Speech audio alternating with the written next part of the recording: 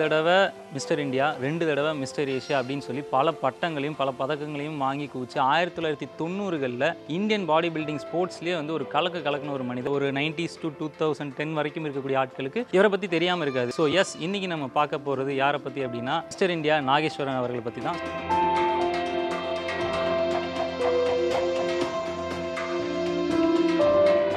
Madras gold medal, Tamil Nadu gold medal, south India gold medal, எல்லாம் gold medal அடிக்க ஆரம்பிச்சு. First காம்படிஷனே கோல்டு மெடல். செகண்ட் காம்படிஷன் என்ன ஸ்டேட்டுக்கே போடாமல் நேராக இந்தியா லெவலுக்கு இட்டு போயிட்டார். அப்போனாக்கா செகண்ட் பிளேஸ் வந்தேன், நேஷனலில் செகண்ட் பிளேஸ். அச்சீவ்மெண்ட்ஸ் அடிச்சிருக்கீங்க கணக்கே கிடையாது. எல்லா காம்படிஷனும் கோல்டு மெடல் கண்டினியூஸாக அடிப்பேன். அப்புறமா என்னை திட்டிட்டு தான் இருக்கிறாங்க, உங்களுக்கு தமிழ்நாடு செய்யக்கூடாது, நீ ஸ்டேட்டும் செய்யக்கூடாதுன்னு சொல்லிட்டாங்க. மிஸ்டர் சவுத் இந்தியாவில் போ அப்படின்ட்டு அது எனக்கு கூடாதுன்னு சொல்லிட்டு மிஸ்டர் இந்தியாவுக்கு மட்டும் செலக்ட் பண்ணிட்டாங்க. கண்டினியூஸாக 5 தடவை கோல்டு மெடல். 10 வருஷத்துக்குள்ள மிஸ்டர் இந்தியா 5 தடவை அடிச்சு, ஏஷியா 2 தடவை அடிச்சு. ஏஷியா 2 அடிச்சிருக்கீங்க.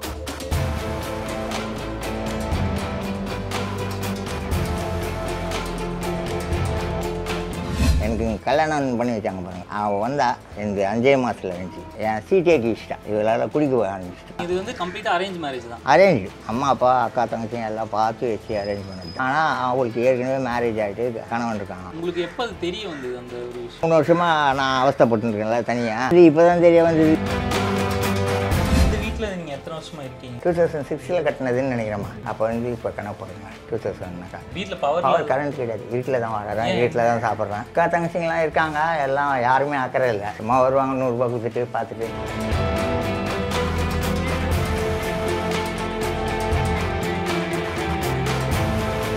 இந்த மாடியிலேருந்து அங்கேருந்து ஊந்து ஓட்டு மேலே பல்லெல்லாம் உடஞ்சி போய், மூக்கெல்லாம் உடஞ்சி போய், கையும் உடஞ்சிச்சு. கை ஆப்ரேஷன் தெரியுதா? கை ஆப்ரேஷன். இதுலேயே தான். ஆமாம், 2 கையும் உடஞ்சிச்சு. நல்லா தான் இருந்தேன்.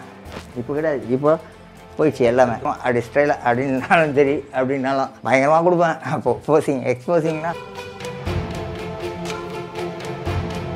மறுபடியும் வரேன். என் குடும்பமே இப்போ ரெடி ஆகிருக்குது. நான் மறுபடியும் ஜிம்மில் வந்து மறுபடியும் மிஸ்டர் இந்தியா, மிஸ்டர் ஏஷியா இவர் தான்டா எப்படி வந்தார் பாரு மறுபடியும் சொல்கிற அளவுக்கு வருவேன். 6 மாதத்தில் மாறுவேன். ஜிம் உள்ள போயிட்டேன்னு வச்சுக்கா, 6 மாதத்தில் என் உருவமே மாறும். அப்போ நீங்களும் வருவீங்க.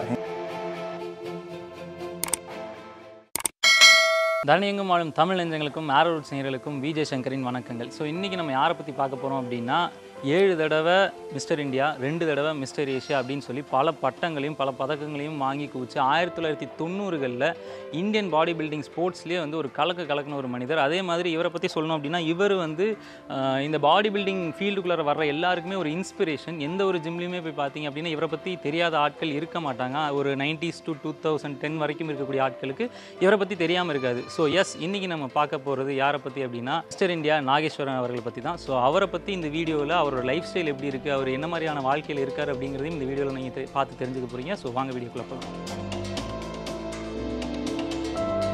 பார்த்தா உங்களுக்கு ஒரு வீடு மாதிரியான லுக்கில் தான் இருக்கும். பட் இது வீடு கிடையாது. இந்த இடத்துல தான் வந்து அவர் ஒரு ஜிம் வச்சுருந்தார். இந்த இடத்துல அவர் பல பேரை வந்து உருவாக்கியிருக்காரு, பல பாடி பில்டர்ஸையும் வந்து உருவாக்கியிருக்காரு. ஸோ இந்த இடம் நமக்கு வந்து பார்க்கும்போதே தெரியுது, ரொம்ப கொஞ்சம் பழுதடைஞ்ச மாதிரி இருக்குது. ஸோ இந்த இடம் இந்த நிலைமையில் இருக்குது. மேலே தான் அவர் தங்கியிருக்காருன்னு சொன்னாங்க. ஸோ அவருடைய வாழ்க்கை எப்படி இருக்குது அப்படிங்கிறத போய் தெரிஞ்சுப்போமாங்க. அவர் கிட்டத்தட்ட ரொம்ப வருஷமாக இங்கே இருக்காருன்னு சொல்கிறாங்க. இவர் தான் mister India and mister Asia Nageswaran அவர்கள். ஸோ இவரை பற்றி நான் வந்து ஜிம் ட்ரைனர்ஸ்க்கும் சரி, ஜிம் ஆஸ்பிரன்ஸ்க்கும் சரி நம்ம சொல்லி தெரியணும் அப்படின்ற அவசியமே கிடையாது. ஸோ இவர் பண்ணாத சாதனைகள் கிடையாது 1990s. ஸோ வணக்கம் ஐயா.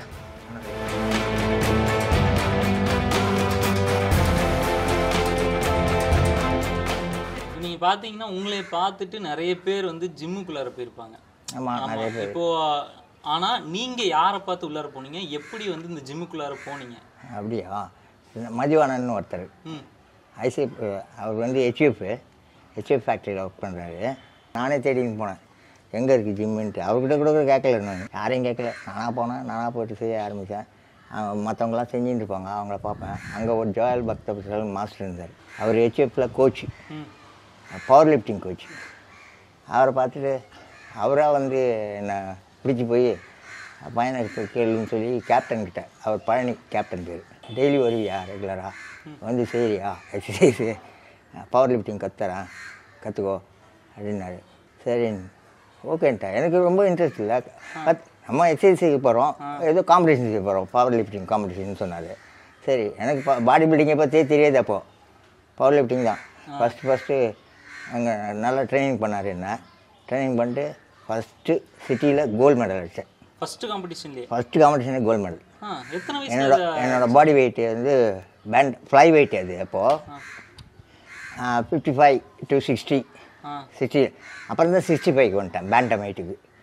அந்த 60க்குள்ளே ஃபஸ்ட்டு கோல்டு மெடல் ராயப்பேட்டையில் தான் நடந்தது காம்படிஷனு, பவர் லிஃப்டிங் காம்படிஷனு. நான் செஞ்ச அமௌண்ட்டு யாரும் செய்யலை.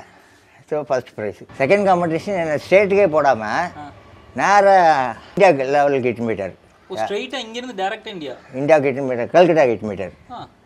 எங்கள் ஜால் மாஸ்டர் போனாக்கா செகண்ட் ப்ளேஸ் வந்தேன். நேஷ்னலில் செகண்ட் ப்ளேஸ். இங்கே சிட்டியில் ஃபஸ்ட் கோல்டு மெடலு. ரெண்டாவது காம்படிஷனு நேஷ்னல் டேரெக்டாக ஸ்டேட்டே இல்லாமல் டேரெக்டாக நேஷ்னல் இட்டு மீட்டர் கல்கட்டாவில் 3 நாள் தங்க வேண்டியது இருந்துச்சு. காம்படிஷன் மட்டும் செகண்ட் ப்ரைஸ் கொடுத்தாங்க. ஏன்னா பாடி வெயிட்டில் வந்து 400 கிராமோ 500 கிராமோ அதிகமாக, நான் அதிகமாக இருக்கிறேன். என்னை விட ஒரு 400 கிராமோ 500 கிராமோ கம்மியாக இருந்தவன் வந்து கோல்டு மெடல் பண்ணிட்டான். நான் செகண்ட் ஆகிட்டேன். பாடி வெயிட் அதிகமாக இருந்ததுனால நான் கொஞ்சம் அதிகமாக தூக்கலாம்ல, அப்படி அந்த கணக்கில் செகண்ட் ஆகிட்டேன். அந்த கணக்கில் வந்து நீங்கள் செகண்ட் ப்ரைஸ் வாங்கிட்டேன். அப்போவும் தட்டி கொடுத்தாரு எங்கள் மாஸ்டர், சூப்பர்ரா அப்படின்ட்டு. நீ தான் கோல்டு மெடல் அடிப்பேன்னு நினச்சேன், அவன் பாடி வெயிட்டில் போயிடுச்சுட்டான் அது அப்படின்ட்டார். பாடி வெயிட் நான் மெயின்டைன் பண்ணல, செக் பண்ணல. அதனால் என்னை விட கொஞ்சம் கம்மியாக இருந்தவன் அதே வெயிட்டை செஞ்சுட்டான். நான் செஞ்ச வெயிட்டே எவ்வளவோ அதே வெயிட்டை செஞ்சவன். அதை எப்படியும் காம்படிஷன்லேயே கேட்பாங்க. அதை 3 கால் கொடுப்பாங்க. ஃபஸ்ட்டு நம்ம போய் 100 கிலோ என்னால் செய்ய முடியும்னாக்கா, இல்லை 120 கிலோ செய்ய முடியும்னாக்கா நான் 100 கிலோன்னு சொல்லிவிடுவேன். ஃபஸ்ட்டு பாஸ் ஆகிடுவேன். பாஸ் ஆகவே செகண்ட் காலுக்கு சொல்லிட்டு போகணும், ரெண்டாவது எவ்வளோ அட்டன் பண்ணுறீங்க, 110 120 கேட்பாங்க. 110 இல்லை 120 நம்ம சொல்லிட்டோம்னா 120 எழுதிடுவோம். அது மாதிரி 3வது கால் கேட்பாங்க. அதே மாதிரி கேட்டு அதில் ஃபெயிலி ஆகாமல் 3க்கும் கரெக்டாக செஞ்சு தான் அந்த லாஸ்ட் கால் தான் நம்ம வந்து கேல்குலேட்டரில் வரும். பெஞ்ச் ப்ரெஸ்ஸு அதே தான் ஸ்குவாடுன்றது இன்னும் உட்காந்து எழுந்துக்கிறோம்ல, அதுலேயும் அதே மாதிரி 3 கால் இருக்கும். டெட் லிஃப்ட்டையும் 3 கால் கொடுப்பாங்க. மொத்தம் 9 கால் வரும். அதில் எதெல்லாம் நீங்கள் பாஸ் ஆகிருக்கீங்களோ அதை மட்டும் தான் கால்குலேட் பண்ணால், அது டோட்டல் அமௌண்ட் எவ்வளோ கிலோகிராம் தூக்கி இருக்கிற அதை வச்சு டிசைட் பண்ணுறாங்க. ஃபஸ்ட்டு செகண்ட் தேர்டு அப்படின்னு. வெயிட் லிஃப்டிங் எல்லோரும் என் கூட இருந்தவங்கெல்லாம் தொப்பையும் துணிமா இப்படி இருக்கிறாங்களா, எனக்கு பயம் வந்துச்சு, எனக்கும் இப்படி ஆகிடுமா அப்படின்ட்டு. அதனால் பாடி பில்டிங்க்கு போனேன். பாடி பில்டிங் போக ஃபஸ்ட்டு கெஜா மாஸ்டர் அம்பத்தூரில் வச்சுருந்தார். அங்கே போய் ஒரு நாள் சேர்ந்தேன். இவர்கிட்ட கேட்டிருந்தான் பர்மிஷன் வாங்கி, எவ்வளோ விடவே மாட்டேன்ட்டார் எங்கள் மாஸ்டர், ஜால் மாஸ்டர். கிளியை வளர்த்து பூனைக்கிட்ட கொடுக்குற மாதிரிடா, கிளியை வளர்த்து பூனைக்கிட்ட கொடுக்குற மாதிரின்னு சொல்லுவார். நானே பிடிவாதமாக இருந்து பாடி பில்டிங்கில் வந்துட்டேன். பவர் லிஃப்டிங் வேணான்னு சொல்லிட்டு பாடி பில்டிங்கில் வந்துட்டு பாடி பில்டிங்கில் first gold medal Chennai level gold medal. Mister Madras gold medal. அப்புறம் மிஸ்டர் தமிழ்நாடு அடித்து போனார். Mister Tamil Nadu gold medal, mister south India gold medal, எல்லாம் கோல்டு மெடல் அடிக்க ஆரம்பித்தேன்.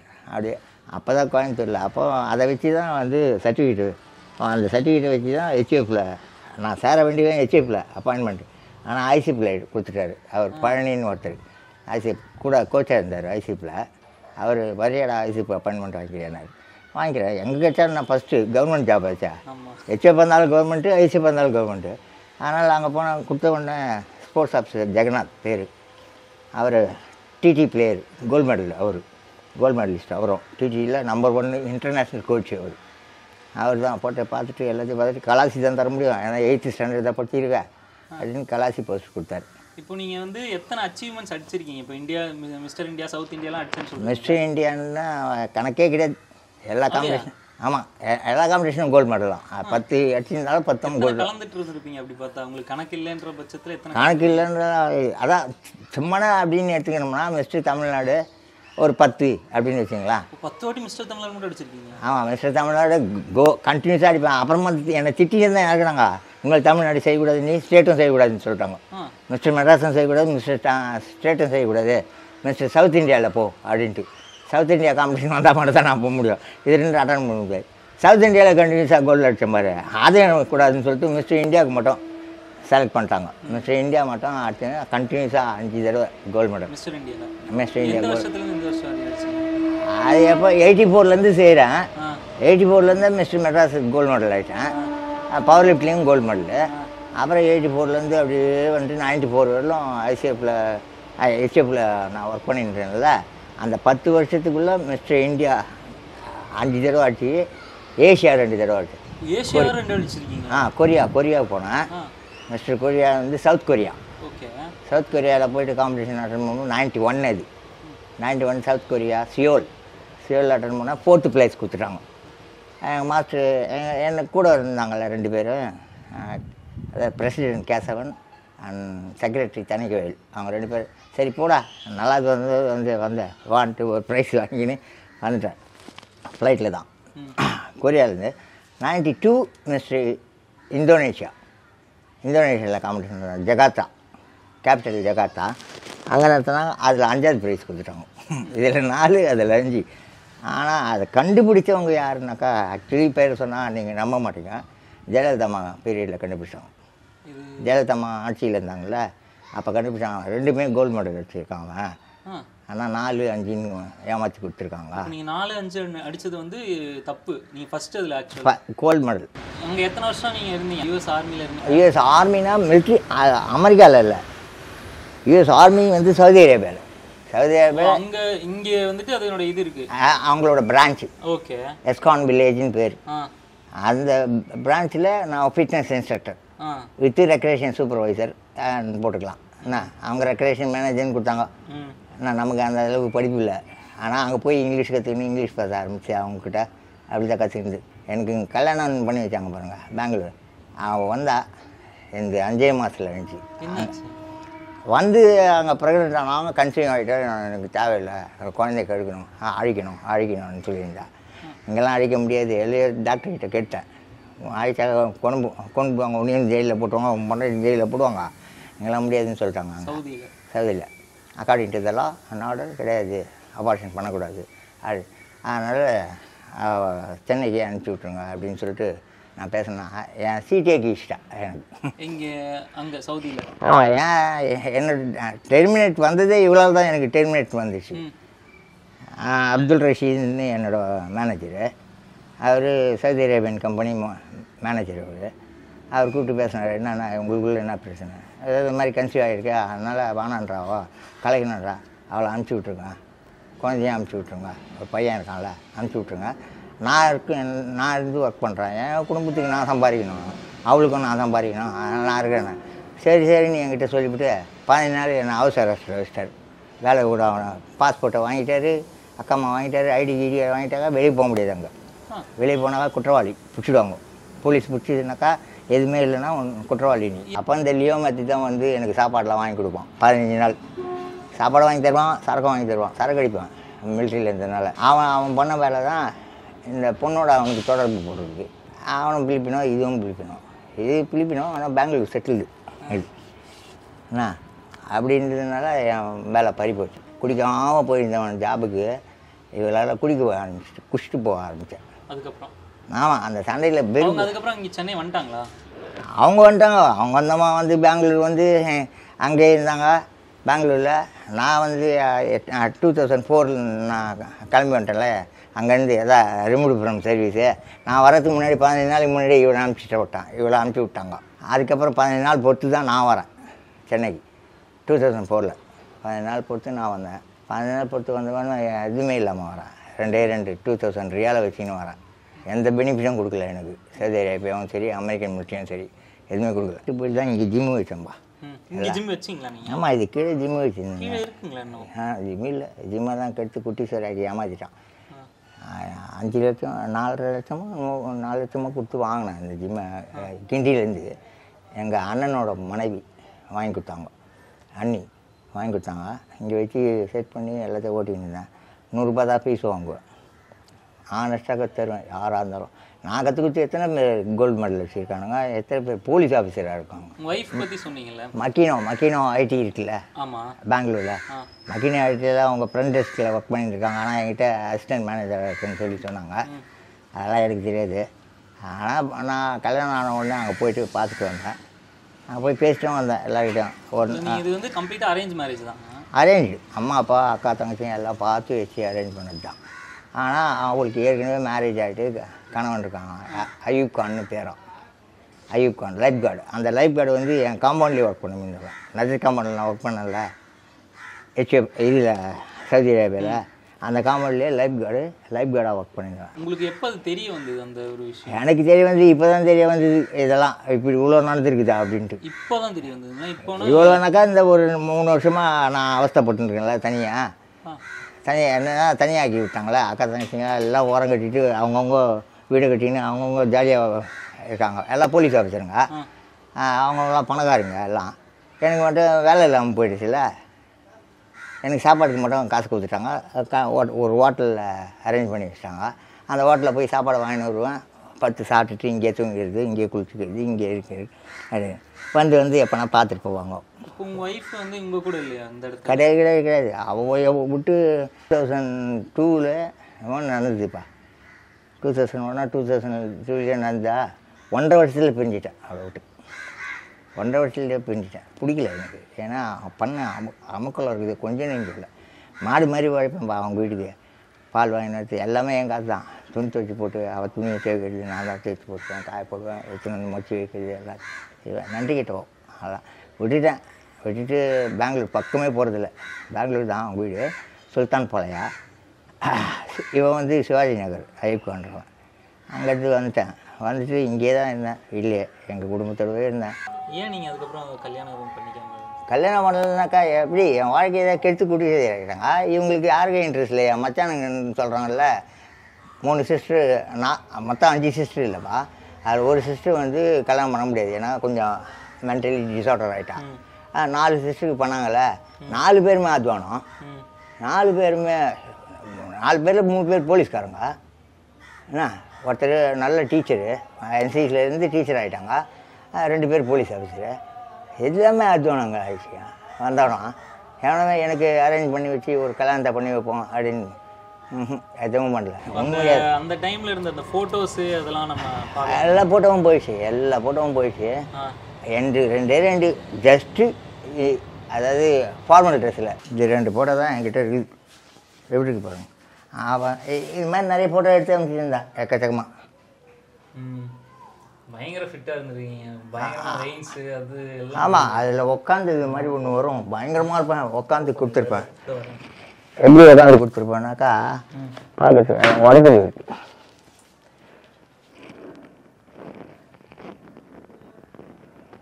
நல்லா இருப்பேன். அப்போ அவுட்ஸ்டாண்டிங்காக இருப்பேன். அவன் ரெகுலராக எக்ஸசைஸ் செய்வேன்ல, ரெகுலராக எக்ஸசைஸ் செய்வேன். இப்போ செய்யறதே கிடையாது. இல்லை, இந்த மாடியிலேருந்து அங்கேருந்து ஊந்து ஓட்டு மேலே பல்லெல்லாம் உடஞ்சி போய் மூக்கெல்லாம் உடஞ்சி போய் கையில் உடஞ்சிச்சு. கை ஆப்ரேஷன் தெரியுதா? கை ஆப்ரேஷன் இதுலேயே தான். ஆமாம், 2 கையும் உடஞ்சிச்சு. இதிலே தான் கற்றுருவேன், இதிலே தான் செய்வேன் நான். நல்லா தான் இருந்தேன். இப்போ கிடையாது. இப்போ போயிடுச்சு எல்லாமே. செய்யறதே கிடையாது. சும்மா அப்படி ஸ்டைலாக அப்படின்னாலும் சரி அப்படின்னாலும் பயங்கரமாக கொடுப்பேன். அப்போ எக்ஸ்போசிங்னா தண்டாலாம் இப்போ எடுக்க முடியுங்களா? அதெல்லாம் கொஞ்சம் தண்டால் எடுக்கும், கொஞ்சம் கோணையாக தான் எடுக்கும். நான் இந்த கை வராது. Okay okay. எப்படி இருக்குது பார்த்தல, கை உடஞ்ச கை. இந்த கை நல்லா இருக்குல்ல, இல்லைன்னா தான் வரும். இது கீழே பதியாது, இது பதியும், இது பதியாது. இங்கே இந்த வீட்டில் நீங்கள் எத்தனை வருஷமாக இருக்கீங்க? 2006 கட்டினதுன்னு நினைக்கிறேம்மா. 2006 என்னமோ 2007 கட்டினது. அப்போ வந்து இப்போ கணக்கு போடுங்களேன். 2007னாக்கா சுத்தமாக இல்லைங்களே வீட்டில் பவர் கரண்ட் கிடையாது. வீட்டில் தான் வாடுறேன், வீட்டில் தான் சாப்பிட்றேன். அக்கா தங்கச்சிங்கெலாம் இருக்காங்க, எல்லாம் யாருமே அக்கறை இல்லை. சும்மா வருவாங்க, 100 ரூபா கொடுத்துட்டு பார்த்துட்டு அப்படின்னு போடுவாங்க. அவங்க வாங்கி கொடுத்த ட்ரெஸ்ஸு தான் எல்லாம். இப்போ நீங்கள் வந்து இங்கேருந்து அடுத்த கட்டத்துக்கு ஏதாவது போகணும்னு நீங்கள் நினைக்கிறீங்களா? ஒரு கம்பேக் கொடுக்கணும், ஒரு மிஸ்டர் இந்தியா நாகேஷ் மறுபடியும் வரேன். என் குடும்பமே இப்போ ரெடி ஆகிருக்குது. என்னை கூட்டின்னு படுத்துக்கிட்டு ரெடி ஆகிருக்கிறாங்க. ரெடி ஆகிட்டு வந்துட்டாங்கனாக்கா நான் மறுபடியும் ஜிம்மில் வந்து மறுபடியும் மிஸ்டர் இந்தியா மிஸ்டர் ஏஷியா இவர் தான்டா எப்படி வந்தார் பாரு மறுபடியும் சொல்கிற அளவுக்கு வருவேன். அப்போ நீங்களும் வருவீங்க. நீங்கள் 2 பேர் வந்து அப்படியே எடுங்க. அன்னைக்கு வருவேன். 6 மாதத்தில் மாறுவேன் நான். உண்மையிலேயே ஜிம் உள்ள போய்ட்டுன்னு வச்சுக்கா 6 மாதத்துல என் உருவமே மாறும். எல்லா உணவுமே மாற்றிடுவேன். எல்லாத்தையும் நல்ல உணவு எடுத்துப்பேன். லிக்கர் மட்டும் நைட்டில் கண்டிப்பாக சாப்பிடுவேன். நான் லிக்கர் சாப்பிடுவேன். அது ஒரு மெடிசனாக தான் எடுத்துப்பேன். அடுத்து ஒரு மிகப்பெரிய ஒரு கம்பேக் நீங்கள் கொடுக்கணும். மறுபடியும் வந்து கண்டிப்பாக வருவேன். இந்தியாவோ அந்த மாதிரி போய் மிஸ்ட்ரி காம்படிஷன் செய்கிற இன்ட்ரெஸ்டே போயிடுச்சு எனக்கு உண்மையிலேயே. ஆனால் அவுட்ஸ்டாண்டிங் வந்துடுவேன்.